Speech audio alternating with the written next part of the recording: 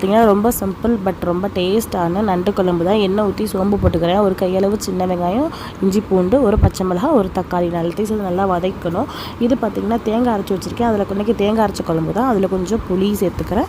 அதுக்கப்புறம் கரம் மசாலா ஒரு டீஸ்பூன், அதுக்கப்புறம் மிளகாய் சாம்பார் தூள் இருக்குல்லையா அது ஒரு 1.5 டீஸ்பூன், உப்பு இதெல்லாம் சேர்த்து கரைச்சி வச்சுருக்கேன். அதை வந்து இதில் ஊற்றிக்க வேண்டியதான். உங்களுக்கு எந்த அளவுக்கு குழம்பு கன்சிஸ்டன்சி வேணுமோ அந்தளவுக்கு ஊற்றிக்க வேண்டியதான். அதுக்கப்புறம் பார்த்திங்கன்னா இதுக்கு மஞ்சத்தூள்லாம் சேர்க்க வேண்டாம். அதுக்கப்புறம் பக்கத்துலேயே ஃபிஷ் வந்து ஃப்ரை ரெடி ஆகிட்டுருக்கு. நல்லா கொதிச்சிட்ருக்கு. தேங்காய் போட்டு ரொம்ப மூடிட்டிங்கன்னா அது பொங்கிடும். நல்லா லைட்டாக ஓப்பன் பண்ணியே மூடி வைங்க. நல்லா கொதிச்சு பச்சை வாசம் போனதுக்கப்புறம் கத்திரிக்காய் போடலாம். கத்திரிக்காய் உருளைக்கிழங்கு சேர்க்கலாம், நாங்கள் கத்திரிக்காய் தான் சேர்க்குறோம். அப்போ கத்திரிக்காய் போடும்போது அந்த டேஸ்ட் இன்னும் என்ஹான்ஸ் பண்ணி கொடுக்கும். அதுக்கப்புறம் வாஷ் பண்ணி வச்சுருந்த நண்டெல்லாம் அதில் சேர்த்துக்கிறேன். நல்லா கொதிச்சிட்ருக்கு.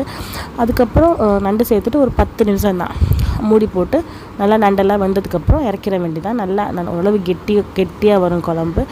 அப்புறம் வந்து இது வந்து ரொம்ப சிம்பிள் தான். கண்டிப்பாக ட்ரை பண்ணி பாருங்கள், சூப்பராக இருக்கும். பிடிச்சிருந்தால் லைக் பண்ணுங்கள், சப்ஸ்கிரைப் பண்ணுங்கள்.